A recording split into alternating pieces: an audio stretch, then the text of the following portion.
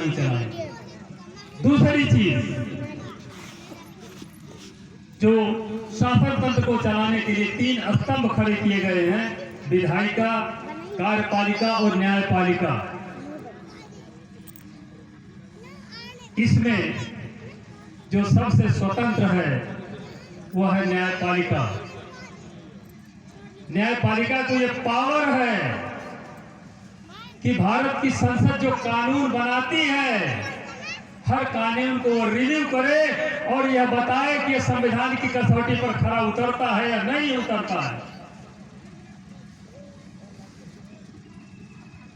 प्यारे बंधुओं, इसलिए न्यायपालिका को कमजोर करने के लिए जो सबसे बड़ी साजिश की गई है कि भारत के संविधान के अनुच्छेद 312(1) में जहां पर IAS, IPS, IFS, IS service create की गई है, उन्हीं क्लास में उसी अनुच्छेद में एक सेवा और लिखी थी, इंडियन जुडिशियल सर्विस, भारतीय न्यायिक सेवा।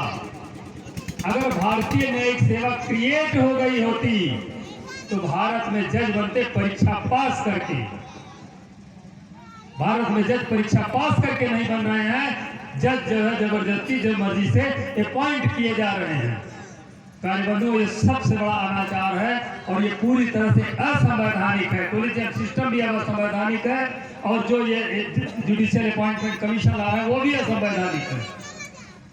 इसलिए संविधान के अनुच्छेद 13 के अनुसार संसद को चाहिए कि इंडियन जुडिशियल सर्विस क्रिएट की जाए।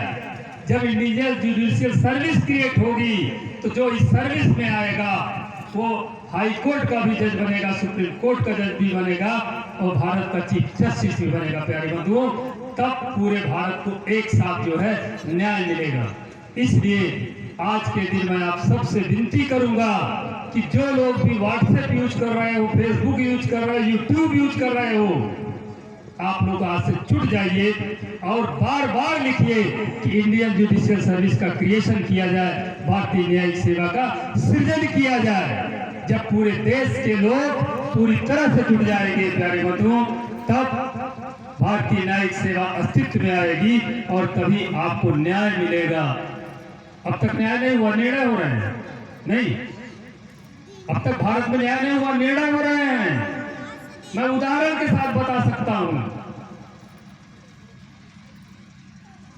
1989 में एक मुकदमा दायर हुआ था। काहे के लिए दायर हुआ था? अयोध्या में जो है 2.77 एकड़ जमीन है जिसमें मस्जिद बनी हुई है।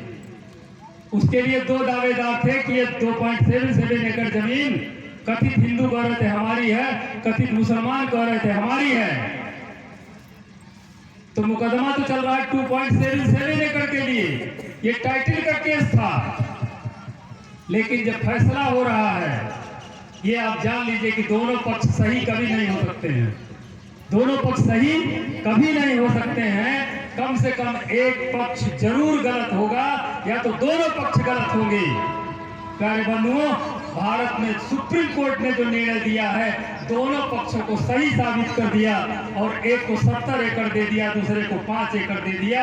ये तो प्रेयर ही नहीं, ये तो याचिका का अंग ही नहीं था। जो फैसला आया है और इस तरह के फैसले तब तक होते रहेंगे जब तक भारत में इंडियन जुडिशियल सर्विस क्रिएट नहीं होगी।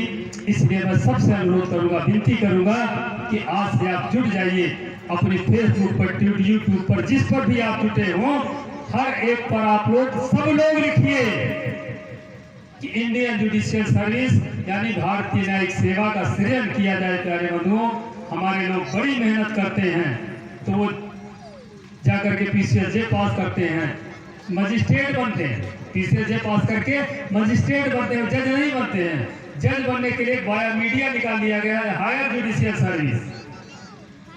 माननीय अमित प्रकाश साहब बैठे हैं, मैं बधाई देता हूं यहाँ के लोगों की वजह से इनके बेटी और दामाद दोनों SGS हो गए।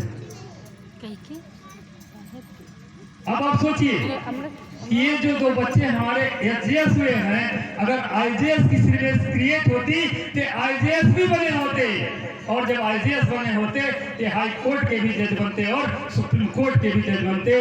इसलिए प्यारे बंधुओं, आज आप निर्णय करके जाइए कि बुद्ध का जो सबसे बड़ा संदेश था, न्याय मिलना चाहिए, न्याय मिलना चाहिए। और न्याय तभी मिलेगा जब IGS की सर्विस क्रिएट होगी। तो आप लोग पूरी तरह से जुड़ जाइए, हर पोर्टल पर जुड़ जाइए, अपने लोगों से शेयर करिए और सबको कहिए कि लिखें, लाखों लाख लोग लिखें, करोड़ों लोग लिखें कि हम कोई नई डिमांड नहीं कर रहे हैं। भारत के संविधान के अनुच्छेद 312(1) में लिखा हुआ है कि संसद समय के साथ IGS की सर्विस क्रिएट करेगी और ऐसा किया जाना चाहिए।